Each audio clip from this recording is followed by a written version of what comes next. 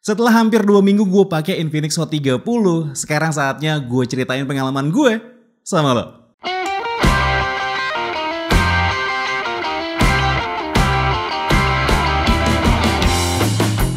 Masih barengan sama gue Dimas dan lo masih dengerin Radio Gadget, the one and only Gadget Radio. Ya, handphone ini Infinix Hot 30 udah jadi daily driver gue selama kurang lebih 2 minggu. Dan banyak banget hal yang bikin gue terkejut di handphone dengan harga yang kurang dari 2 juta yang satu ini.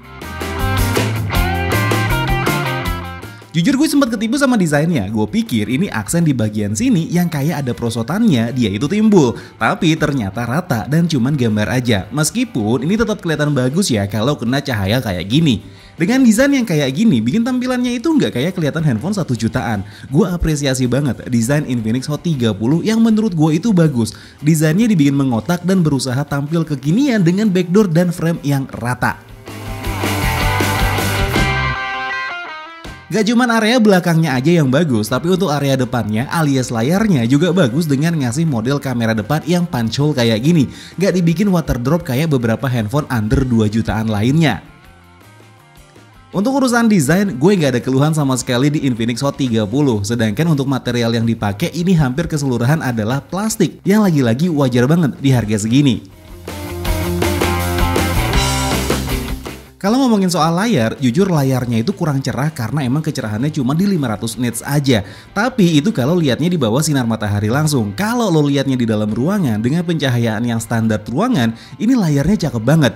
Pemilihan panel IPS yang digunakan udah pas banget menurut gue karena masih ada juga kok handphone di luar sana yang harganya 2 jutaan masih pakai layar PLS LCD doang yang kecerahannya lebih gelap dibanding Infinix Hot 30. Apalagi dengan mempertimbangkan harganya yang cuma 1 jutaan terus dikasih refresh rate 90Hz itu juga udah jadi deal breaker banget menurut gue. Untuk layar ini jujur gue sih suka karena berhasil menampilkan warna yang bagus dan juga nggak terlalu pekat atau oversaturated kayak beberapa layar AMOLED. Plus handphone ini juga udah dibegelin fitur NFC yang berguna banget buat lo yang emang sering banget nih berurusan sama yang namanya e-tol. Sejauh ini performa Helio G88 di handphone ini nggak mengecewakan. Skor Antutu yang bisa didapat ada di angka 250 ribuan poin dan performanya dalam menjalankan aktivitas sehari-hari terbilang stabil. Kayak buat scrolling media sosial atau yang kayak gue yang suka ngecek barang dagangan. Skor Antutu tersebut nggak terlepas dari RAM yang dikasih di handphone ini yaitu 8GB yang masih bisa lo ekspansi lagi dengan total 16GB.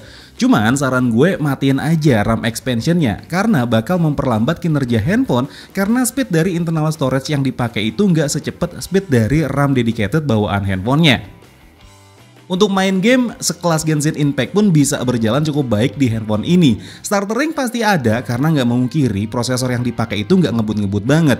Kurang lebih handphone ini bisa ngejalanin game ini di sekitaran 25-30 fps. Terus untuk game yang emang kerja sama bareng sama handphone ini yaitu Free Fire, nggak usah ditanya lagi ya. Berjalan dengan smooth tanpa ada kendala sama sekali. Begitupun juga diajak buat main game Mobile Legends dan juga PUBG Mobile.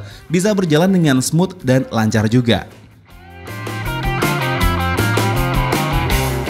Hal yang menurut gue sedikit kurang oke di handphone ini adalah di bagian kameranya. Bukan yang gimana-gimana, tapi di beberapa scene itu hasilnya malah ke oren-orenan gitu. Khususnya buat dipakai foto selfie. Oh ya, dari spesifikasi yang ditawarkan, Infinix Hot 30 punya dual setup kamera yang punya kamera utama di 50MP dan juga satu lensa yang gak disebutin sama Infinix berapa megapiksel. Tapi setelah gue cari tahu, kamera keduanya ini punya resolusi 0,08MP aja untuk ngebantu pengambilan gambar portrait.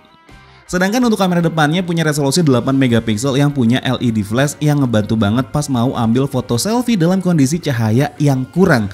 Baik kamera depan ataupun juga kamera belakang, resolusi video yang bisa diambil di handphone ini adalah 2K 30fps. Dan berikut adalah beberapa contoh kamera dari Infinix Hot 30.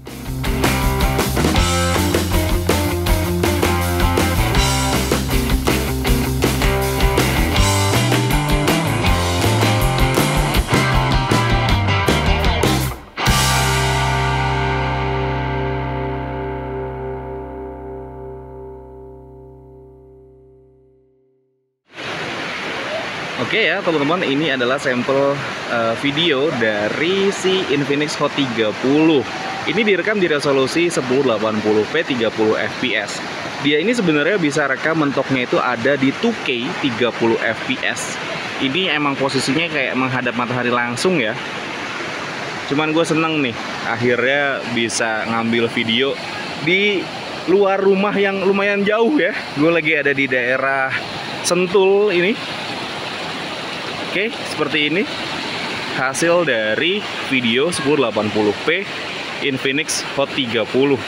Ini gue nggak pakai gimbal, dan kalau misalkan gue jalan, ini pasti dia akan goyang-goyang banget. Jadi gue minimalisir untuk jalan supaya lo ngeliatnya di video itu nggak pusing ya. Gue coba jalannya tuh pelan-pelan banget, dan ini adalah sampel audio dari si Infinix Hot 30. Oke, kita lanjut lagi. Oke, teman-teman, ini adalah sampel kamera dari Infinix Hot 30. Ini untuk kamera depannya direkam di resolusi yang sama kayak kamera belakangnya. Ini ada di 1080p 30 fps. Untuk kamera depannya sebenarnya sama kayak kamera belakang. Dia bisa mentok ada di 1080p. Mentoknya itu ada di 2K 30 fps. Tapi gue ngambil sampelnya ini yang 1080p aja 30 fps. Dan ini jarak antara handphone dan muka gue kurang lebih ada di sekitaran 40 sampai 50 cm. Dan ini juga adalah mic bawaannya dari si Infinix Hot 30. Kebetulan untuk handphone ini tuh dia micnya cuma ada di bagian bawah handphonenya ya. Jadi kalau menurut gue sih sedikit agak kurang. Beda sama beberapa handphone lain yang emang dia udah punya 2 mikrofon. Tapi ya seperti ini hasilnya, apa adanya. Dan ya udah, kita lanjut lagi. Yang bikin gue terkejut lagi dari handphone ini adalah kalau gue itu baru sadar kalau speaker dari handphone ini tuh dual stereo speaker. Meskipun suaranya nggak bisa dibilang keras dan detail, tapi dengan adanya dual stereo ini cukup ngebantu buat lo yang emang doyan main game. Jadi pergerakan musuh di kanan kiri itu bisa kepantau dengan jelas. Performa kenceng, kameranya lumayan, kayaknya nggak bakal berjalan dengan lancar kalau performa baterainya nggak bagus. Infinix Hot 30 dibekali baterai dengan kapasitas 5000 mAh yang lagi-lagi udah bukan jadi hal yang istimewa handphone di harga segini pakai kapasitas baterai segitu. Overall, selama penggunaan gue di handphone ini yang lebih sering dipakai buat nonton aja, baterainya bisa bertahan kurang lebih 1 hari. Sedangkan untuk charger yang dikasih dengan kapasitas 33 watt cukup ngebantu karena ngecasnya berasa cepet untuk handphone harga segini, yaitu 2 jaman dari kondisi baterai 5% sampai 90% sepenggunaan gue.